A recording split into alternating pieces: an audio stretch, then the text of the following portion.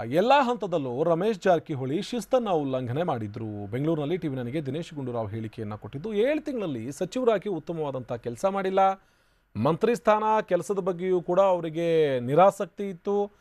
ಕಾಂಗ್ರೆಸ್ ಪಕ್ಷ ಅವರಿಗೇನಾದರೂ ಅನ್ಯಾಯ ಮಾಡಿದೆ ಅಂತ ಅವರು ಹೇಳ್ತಾರೆ ಅಂದರೆ ಯಾವುದೇ ಕಾರಣಕ್ಕೂ ಕೂಡ ಪಕ್ಷ ಅವರಿಗೆ ಅನ್ಯಾಯ ಮಾಡಿಲ್ಲ. ರಮೇಶ್ ಜಾರಕಿಹೊಳಿ ಅವರ ಕಾರಣಗಳನ್ನು ಸಹಿಸೋದಕ್ಕೆ ಆಗಿಲ್ಲ. ಯಾವುದೇ ರೀತಿಯಾದಂಥ ಒತ್ತಡ ತಂತ್ರಗಳಿಗೆ ನಾವು ಮಣಿಯೋದಿಲ್ಲ. ಅಗತ್ಯ ಬಿದ್ದರೆ ಕಠಿಣ ಕ್ರಮವನ್ನು ಕೂಡ ನಾವು ಕೈಗೊಳ್ತೀವಿ ಅಂತ ಬೆಂಗಳೂರಿನಲ್ಲಿ ದಿನೇಶ್ ಗುಂಡೂರಾವ್ ಟಿವಿ 9ಗೆ ಸ್ಪಷ್ಟಪಡಿಸಿದರು. ರಮೇಶ್ ಜಾರಕಿಹೊಳಿ ಅವರು ಮಂತ್ರಿಯಾಗಿ ಕಳೆದ ಸುಮಾರು 7 ತಿಂಗಳಿಂದ ಕೆಲಸ ಮಾಡಿದ್ದಾರೆ. ಅವರು 6 ತಿಂಗಳ ಕಾಲ ಪಕ್ಷದ ಒಂದು ಶಿಸ್ತಿನ ಮೀರೇ ಕೆಲಸ ಮಾಡಿದ್ದಾರೆ.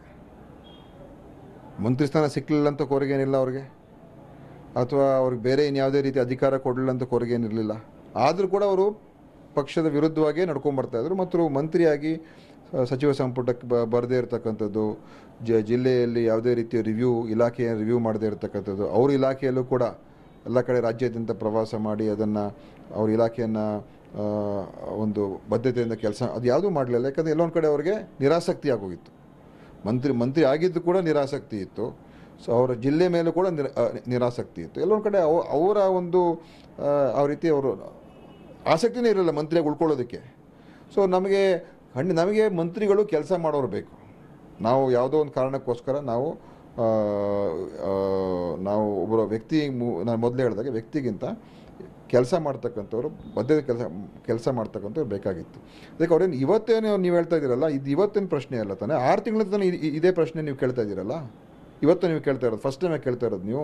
ಅವರು ಪಕ್ಷ ಬಿಡ್ತಾ ಇದ್ದಾರೆ ಅಥವಾ ರಾಜೀನಾಮೆ, ಇದು ಫಸ್ಟ್ ಟೈಮ್ ಹೇಳ್ತಾ ಇಲ್ಲ ನೀವು. ಇದನ್ನು 6 ಮಂತ್ಸಿಂದ ನಾನು ಕೇಳ್ತಾನೇ ಇದ್ದೀರಾ. ಪಕ್ಷ ಬಿಟ್ಟು ಹೋಗ್ತಾರಂತೆ, ಸರ್ಕಾರ ಬೀಳಿಸ್ತಾರಂತೆ, ಇಷ್ಟು ಜನ ಶಾಸಕರು ಸೇರ್ತಾ ಇದ್ದಾರಂತೆ ಅಂತ ಹೇಳ್ತಾನೆ ಇದ್ದಾರೆ. ಸೊ ಅದು ಮುಖ್ಯ ಅಲ್ಲ. ಈಗ ಅವರ ಈ ಮಾತುಗಳು ನನಗಂತೂ ಗೊತ್ತು. ನಾನು ಕೂಡ ಅವ್ರಿಗೆ ಸಂಪರ್ಕ ಇನ್ನೂ ಮಾಡೋಕ್ಕಾಗಿಲ್ಲ. ಆದರೆ ನನಗನ್ಸುತ್ತೆ ಅವರು ಪಕ್ಷದಲ್ಲಿ ನಾವಿಬ್ಬರು ಒಟ್ಟಿಗೆ MLAಗಳಾಗಿದ್ದು 99ನೇ ಇಸ್ವಿಯಲ್ಲಿ. ಕಳೆದ 5 ಟರ್ಮ್ ನಾವಿಬ್ಬರು ಒಟ್ಟಿಗೆ ಗೆದ್ಕೊಂಡ್ಬಂದಿದ್ದೇವೆ. ಮತ್ತು ಅವ್ರಿಗೆ ಈಗ ಯಾವ ಕಾರಣಕ್ಕೋಸ್ಕರ ಅವ್ರು ಕೆಲಸ ಮಾಡಲಿಲ್ಲ ಅವ್ರಿಗೆ ಕೇಳಬೇಕು. ಯಾವ ಕಾರಣಕ್ಕೋಸ್ಕರ ಅವರು ಇದು ಮಾಡ್ತಾರೆ, ನಾನು ಕೂಡ ಮಾತಾಡಿ ಮನಸ್ಸು ಓಲೈಸ್ತೀನಿ. ಯಾಕಂತ ಹೇಳಿದ್ರೆ ಬೇರೆ ಬೇರೆ ಕಾರಣಗಳಿದೆ. ಇದನ್ನು ರಾಜಕೀಯ ಕಾರಣ ಅಲ್ಲ ಅಂತ ನನಗನ್ಸುತ್ತೆ. ರಾಜಕೀಯವಾಗಿ ಕಾಂಗ್ರೆಸ್ ಪಕ್ಷ ಅವ್ರಿಗೆ ಅನ್ಯಾಯನೇ ಮಾಡಲಿಲ್ಲ. ಮಂತ್ರಿ ಸ್ಥಾನ ಕೂಡ ಕೊಟ್ಟಿದ್ದು ಮತ್ತು ನಮ್ಮ ಪ್ರಮುಖ ನಾಯಕರಾಗಿದ್ದರು. ಆದರೆ ಬೇರೆ ಬೇರೆ ಕಾರಣಗಳು ಇರ್ಬೋದೇ ಹೊರತು ಪಕ್ಷದ ಯಾವುದೇ ಒಂದು ಪಕ್ಷದಿಂದ ಅವ್ರಿಗೇನು ಈ ಪಕ್ಷದಿಂದ ಯಾವ ತೊಂದರೆ ಕೂಡ ರಮೇಶ್ ಜಾರಕಿಹೊಳಿಗೆ ಆಗಿಲ್ಲ. ಯಾವ ಪ್ರೆಷರ್ ಟ್ಯಾಕ್ಟಿಕ್ಸ್ಗೂ ಈಲ್ಡ್ ಆಗೋದಿಲ್ಲ.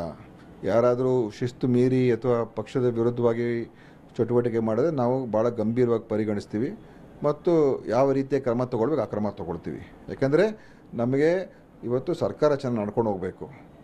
ವೈಯಕ್ತಿಕ ಕಾರಣಗಳನ್ನ ಇಟ್ಕೊಂಡು ಸರ್ಕಾರನ ಬ್ಲ್ಯಾಕ್ ಮೇಲ್ ಮಾಡೋದು ಸರಿಯಲ್ಲ. ಸರ್ಕಾರಕ್ಕೆ ತೊಂದರೆ ಕೊಡೋದು ಸರಿಯಲ್ಲ. ಬೇರೆ ಏನೇ ಸಮಸ್ಯೆ ಇದ್ದರೆ ಬಗೆಹರಿಸ್ಕೊಳ್ತಕ್ಕಂಥ ನಾವು ತಯಾರಾಗಿದ್ದೀವಿ. ಅದನ್ನು ಲೀಡರ್ಸ್ ಜೊತೆ ಮಾತಾಡ್ಬೋದು, ಹೈಕಮಾಂಡ್ ಜೊತೆ ಮಾತಾಡ್ಬೋದು, ಯಾವುದೇ ಮಟ್ಟದಲ್ಲಿ ಮಾತಾಡ್ಬೋದು.